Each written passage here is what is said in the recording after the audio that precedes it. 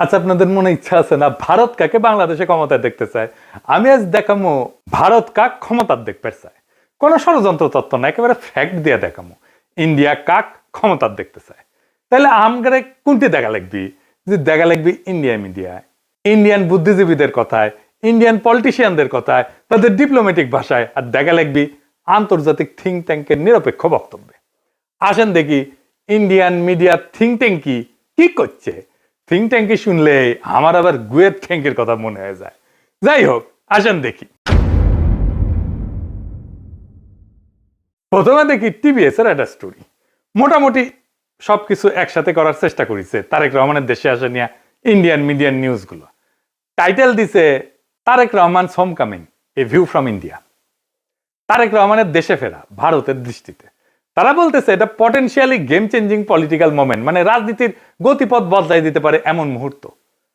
এখানে ওরা করছে, এটা পত্রিকা লিখেছে, ইংরেজিতে লিখেছে, ইংরেজি যেহেতু লিখেছে ঠিকই লিখেছে, তাই না? এটা বাংলা করলে বোঝা যায় সাম্প্রতিক কিছু ইঙ্গিত থেকে বোঝা যাচ্ছে যে বিএনপি এবং ভারতের মধ্যে সতর্কভাবে সম্পর্ক পুনর্গঠনের একটা সম্ভাবনা তৈরি হয়েছে, যা দুইটা সাম্প্রতিক ঘটনার উপরে ভিত্তি করিয়া। প্রথমত উল্লেখ করা হয়েছে যে ডিসেম্বরের শুরুতে ভারতের প্রধানমন্ত্রী নরেন্দ্র মোদী খালেদা জিয়ার অবনতিশীল স্বাস্থ্যের বিষয়ে উদ্বেগ প্রকাশ করেন এবং সব ধরনের সহায়তা দেওয়ার প্রস্তাব দেন। এর জবাবে বিএনপি দ্রুতই প্রকাশ্যে এই উদ্যোগকে স্বাগত জানায় এবং মোদীর প্রতি তাদের আন্তরিক কৃতজ্ঞতা প্রকাশ করে। পর্যবেক্ষকদের মতে এই বিনিময়কে দুই পক্ষের সম্পর্ক উষ্ণ হওয়ার একটা ছোট হইলেও তাৎপর্যপূর্ণ সংকেত হিসাবে দেখা হচ্ছে। ভারতীয় কর্মকর্তারা হয়তো রহমানের, মানে তারেক রহমানের নেতৃত্বাধীন বিএনপিকে বাংলাদেশের জন্য আরো প্রেডিক্টেবল, উদারপন্থী এবং গণতান্ত্রিক বিকল্প হিসাবে দেখতে পারেন। এইবার আমরা সুবীর ভৌমিকের বক্তব্যটা দেখে আসি। হ্যাঁ, ভারত বাংলাদেশে কোন সরকার চাইবে? খুব সোজা উত্তর আমি তোমায় দিয়ে দিচ্ছি।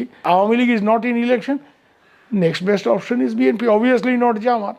তারা অলরেডি 50 লাখ লোক নিয়ে জেহার টেয়াদের হুমকি দিচ্ছে। ফলে জামাত অবভিয়াসলি ইন্ডিয়া চাইবে না। অত অনেক কথা, ডিপ্লোম্যাটিক কথা বলে তো লাভ। কানেকশনটা হচ্ছে 71। আমরা একসাথে, আমার সৈন্য এবং মুক্তিযোদ্ধারা রক্ত ঝরিয়েছে, সেই সুবাদে Awami League. This is the historical fact. এই জায়গাতে হঠাৎ করে আজকে অন্য কিছু ডাইনামিক্স চলে আসবে, এটা তো আশা করাটাও ভুল। কিন্তু যে গভর্নমেন্ট আসবে তার সাথে ইন্ডিয়াকে তো ডিল করতে হবে। দেখেছেন?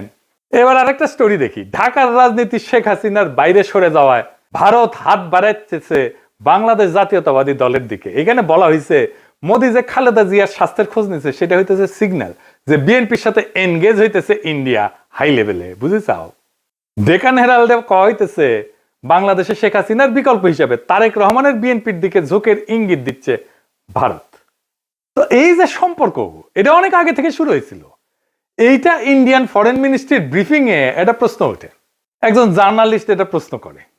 এইটা প্রথম আলো রিপোর্টেই আসছে। এটা বলতেছে, একজন সাংবাদিক প্রশ্ন করেন 2018 সাল থেকে ভারত লন্ডনে অবস্থানরত বিএনপির নেতৃত্বের সঙ্গে যোগাযোগে ছিল এমন প্রতিবেদন বিষয়ে, পাশাপাশি বিএনপির কোন নেতা বাংলাদেশে ফেরার আগে ভারতের ক্লিয়ারেন্স নিয়ে কি কোনো আলোচনা হয়েছিল কিনা এই বিষয়ে প্রশ্ন করে। বিএনপির প্রিয় প্রথম আলোতেই এটা আছে। এটা এমনকি ইন্ডিয়ার ফরেন মিনিস্ট্রির ওয়েবসাইটও আছে এই আলাপটা। আর এটা রিপোর্ট করেছে ইকোনমিক টাইমস। এটি করছে নতুন সমীকরণের প্রেক্ষাপটে খালেদা জিয়ার ভারতের প্রতি রাজনৈতিক উত্তরাধিকার নরম হয়েছে। এটা ইংরেজিটা খটোমটো হয়েছে, মানে খালেদা জিয়ার উত্তরাধিকারী ভারতের প্রতি নরম হয়েছে। ডিপ্লোম্যাট একটা রিপোর্ট করেছে, জিয়ার জন্য মোদী আন্তরিক প্রার্থনা জানাইছেন এবং বলছেন যে ভারত বিএনপি চেয়ারপারসনকে, যিনি সংকটজনক অবস্থায় আছেন, সম্ভব সব ধরনের সহায়তা দিতে প্রস্তুত। জিয়াকে পাঠানো তার বার্তাটি শুধু সৌজন্যতার সীমায় আটকে নাই বলেই মনে হয় এবং অঞ্চল জুড়ে বিশ্লেষকরা দ্রুতই এর রাজনৈতিক গুরুত্ব অনুধাবন করেছেন। এটি ব্যাপকভাবে প্রতীকী হইলেও সচেতনভাবে কূটনৈতিক উদ্যোগ হিসেবে ব্যাখ্যা করা হয়েছে। একটি সংকেত যে ভারত বাংলাদেশের পরবর্তী সরকারের সঙ্গে উষ্ণ সম্পর্ক গড়ে তুলতে প্রস্তুত, যা এই মুহূর্তে জিয়ার বিএনপি গঠন করতে পারে বলে মনে হইতেছে। দা উইক বলছে, কেন তারেক রহমানের ফেরা ইন্ডিয়ার জন্য খুশির খবর। তারাই লিখেছে, খুব ইন্টারেস্টিং রিপোর্ট করছে ইন্ডিয়ান এক্সপ্রেস। এটা প্রিমিয়াম কন্টেন্ট, মানে আপনাকে টাকা দিয়ে পড়া লাগবে। শিরোনাম হইতেছে, দশকের পর দশক প্রতিক্রিয়াশীল নীতির পর ভারতের প্রতি নিজেদের অবস্থান পুনর্নির্ধারণের সুযোগ পেয়েছে বিএনপি। বাবা, মেলা সুযোগ দিছে। তারা কি এই মুহূর্তটি কাজে লাগাতে পারবে? একদম শেষে বলছে ভবিষ্যতে যদি ফেব্রুয়ারি নির্বাচনে বিএনপি জয় হয় তাহলে ভারতের যে বিএনপির সঙ্গে তখন কাজ করতে হইতে পারে সেই বিএনপি নিঃসন্দেহে আগের চেয়ে ভিন্ন হবে, নিঃসন্দেহে আগের চেয়ে ভিন্ন হবে এবং সম্ভবত সহযোগিতার ক্ষেত্রেও আরো বেশি অনুকূল এবং গ্রহণযোগ্য হবে। আবার একটা জিনিস কথা বলছে, খুব ইন্টারেস্টিং কথা, বিএনপি স্ট্র্যাটেজি ঠিক করে দিচ্ছে। বিএনপি এই পথে কতটা অগ্রসর হবে তা অনেকটাই নির্ভর করবে দলটির পপুলিস্ট আবেগকে তুষ্ট করার প্রয়োজন এবং একই সঙ্গে রাজনৈতিক পরিসরটা জামাতের হাতে ছেড়ে না দেওয়ার কৌশলগত হিসাবের উপরে। বিশেষত গত এক দশকের বেশি সময় ধরে রাজপথের শক্তির উপরে নির্ভর করার অভিজ্ঞতার পর একই সঙ্গে বিএনপিকে সবসময় সচেতন থাকতে হবে আওয়ামী লীগের ক্ষমতায় ফেরার পথ তৈরির প্রচেষ্টা সম্পর্কে।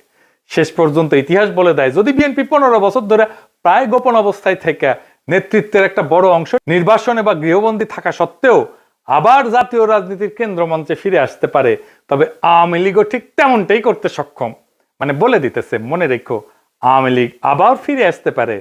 বাংলাদেশের রাজনীতিতে আওয়ামী লীগকে সমঝে ছিল।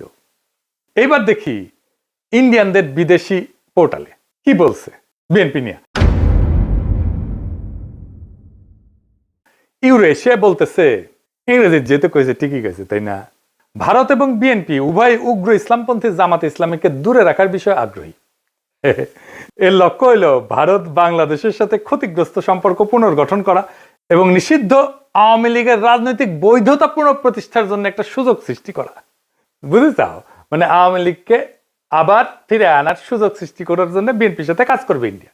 এবার দেখে আন্তর্জাতিক সংস্থার রিপোর্ট, ইন্টারন্যাশনাল ক্রাইসিস গ্রুপ, এটা একটা স্বাধীন অলাভজনক প্রতিষ্ঠান, আন্তর্জাতিক সংস্থা বলে বলা হয় আর কি। এটা নিরাপত্তা বিশ্লেষণ করে, রাজনৈতিক অস্থিতিশীলতা নিয়ে রিপোর্ট ছাপে, বিশ্বজুড়ে সংঘাত এটা নিয়ে রিপোর্ট ছাপে।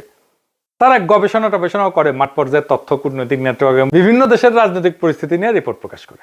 এবং এই ইন্টারন্যাশনাল ক্রাইসিস গ্রুপ ভারতের উপর নিয়মিত রিপোর্ট প্রকাশ করে, বিশেষ করে কাশ্মীর, দক্ষিণ এশিয়ার নিরাপত্তা, ভারত পাকিস্তান সম্পর্ক, মানবাধিকার এবং আভ্যন্তরীণ রাজনৈতিক উত্তেজনা নিয়ে।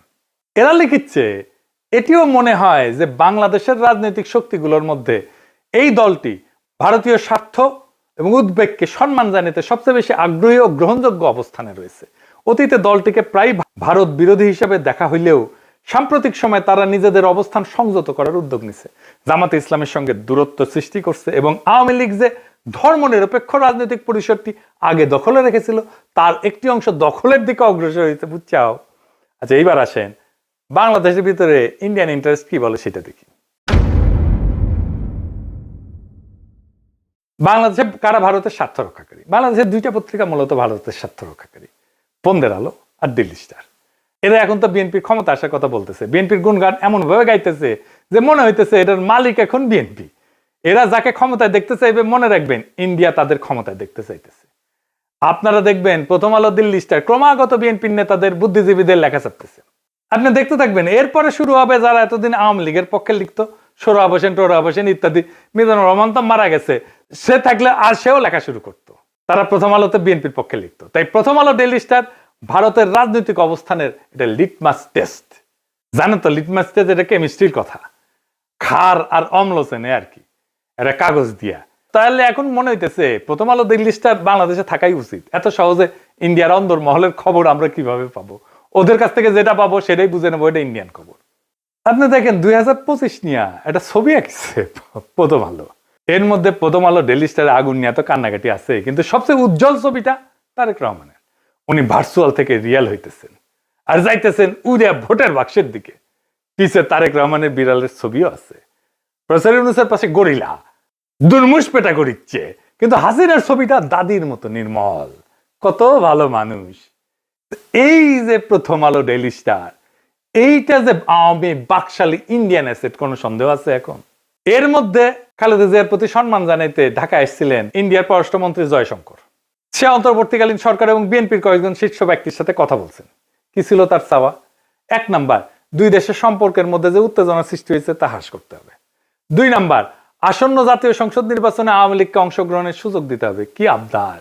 3 নাম্বার, আওয়ামী লীগকে নির্বাচনে অংশগ্রহণের সুযোগ দেওয়ার জন্য প্রয়োজনে 12 ফেব্রুয়ারি নির্ধারিত জাতীয় নির্বাচনের তারিখ পিছাইতে হবে। এইটা প্রফেসর ইউনূস সরকারকে বলে গেছে। তারেক রহমানকে কি বলছে আমি জানি না, তবে অনুমান করি একই বার্তা দিছে। এই বার্তা কার জন্য? এই বার্তা অন্তর্বর্তী সরকারের জন্য এবং তাদের চোখে যারা ভবিষ্যৎ ক্ষমতা তাদের জন্য, তাদের সাথেই কথা বলছে। এখন একটা জিনিস পরিষ্কার করে বলা দরকার, বিএনপি এখানে কোনো চুজেন ফোর্স না ইন্ডিয়ার জন্য। তাকে যে পছন্দ করা হইতেছে তা কিন্তু না, বিএনপি এখানে কম্প্রোমাইজড অ্যাক্টর। তার মানে এমন একটা শক্তিতে সে রূপান্তরিত হয়েছে যারা আসলে ভারতের সাথে একটা কম্প্রোমাইজ করছে। ভারত বিএনপিকে চায় কারণ বিএনপি আদর্শিকভাবে শক্ত না, কাঠামোগতভাবে দুর্বল। যেই দল 15 বছর টিকে ছিল নির্বাসনে, মামলা হামলা গ্রেপ্তার গুনখুনে, আন্তর্জাতিক সহানুভূতিতে, আমাদের মতো ইন্ডিভিজুয়াল অ্যাক্টিভিস্টদের মরাল সাপোর্টে এবং অ্যাক্টিভিটিতে, সে দল জানে ক্ষমতায় ফেরার জন্য কোথায় নতি স্বীকার করতে হবে। সে তারেক রহমান জানে তার বাবাকে হত্যা করছে ভারত, সে জানে তার মাকে ক্ষমতাচ্যুত করছে ভারত, সে জানে তার নির্যাতনও করছে ভারত, মাজা ভেঙে দিছে ভারত, তার মাকে জেলে দিছে, ইন্ডিয়া তিলে তিলে তাকে মৃত্যুর দিকে ঠেলে দিছে। আর এটাও সে জানে সে না পারছে এটা ঠেকাইতে, না পারছে নিজেকে রক্ষা করতে। তাই এই কম্প্রোমাইজ তার শক্তি না, এটাই তার দর কষাকষির পুঁজি। দিল্লির চোখে বিএনপি মানে এমন একটা দল যাকে ম্যানেজ করা যায়, নেগোশিয়েট করা যায় যার সাথে, এবং প্রয়োজনে তাকে বদলায় ফেলা যায়। এবং বিএনপিকে ইন্ডিয়া আস্তে আস্তে বদলায় ফেলতেছে, তারে আর একটা আওয়ামী লীগ বানায় ফেলতেছে। আজ ইন্ডিয়ার বিএনপিকে দরকার, কারণ জামাত অতিরিক্ত শক্তিশালী হয়ে গেছে। কাল আওয়ামী লীগ ফিরে আসলে বিএনপি অপ্রয়োজনীয় হয়ে যাবে, কারণ ইন্ডিয়ার কাছে বাংলাদেশে কেউই অপরিহার্য না, এখানে সবাই রিপ্লেসেবল। আওয়ামী লীগ চলে গেছে, এখন ধরেছে বিএনপিকে, বিএনপি চলে যাবে আর একজনকে ধরবে। তাহলে প্রশ্নটা ভারত কাকে ক্ষমতা চায় এটা না, আসল প্রশ্ন হচ্ছে বাংলাদেশ কি আবারও একটা কম্প্রোমাইজড অ্যাক্টরকে নিজেদের ভবিষ্যৎকে লিখতে দিবে, নাকি এইবার এমন একটা রাষ্ট্র বানাইতে চাইবে যাকে ক্ষমতায় রাখতে কারো দরকার পড়ে না, ইন্ডিয়ার দরকার পড়ে না, আমেরিকার দরকার পড়ে না, চীনেরও দরকার পড়ে না, যে নিজের শক্তিতে জনতার শক্তিতে ক্ষমতায় থাকতে পারে। যতদিন এই প্রশ্নের উত্তর না আসবে বাংলাদেশের সরকার বদলাবে কিন্তু রাষ্ট্র বদলাবে না, রাষ্ট্র একই রকম থাকবে। সেজন্যই দেখছেন না সংস্কার করতে চায় না বিএনপি, কারণ কম্প্রোমাইজড অ্যাক্টর দিয়ে কখনোই একটা সার্বভৌম রাষ্ট্র তৈরি হয় না, করা যায় না। ভারত কাকে চায় এটা গুরুত্বপূর্ণ না, প্রশ্ন হইতেছে ভারত যাকে চায় না সে কি টিকে থাকতে পারে কিনা। আমাদের এমন রাষ্ট্র করতে হবে, আমাদের এমন নেতা বাইছে নিতে হবে ইন্ডিয়া যাকে চায় না কিন্তু সে টিকে থাকতে পারে। ইতিহাস একটাই জিনিস দেখাইছে, দিল্লি যাকে ম্যানেজ করতে পারে সে সরকার দেশ চালায় না, সে শুধু সময় পার করে, সে শুধু সম্পদ পাচার করে, সে জনগণকে কেয়ারও করে না, জনগণের ভোটেরও দরকার পড়ে না। আজ দিল্লি যদি বিএনপির দিকে তাকায় তাহলে সেটা ভালোবাসা না, সেটা দিল্লির প্রয়োজনই।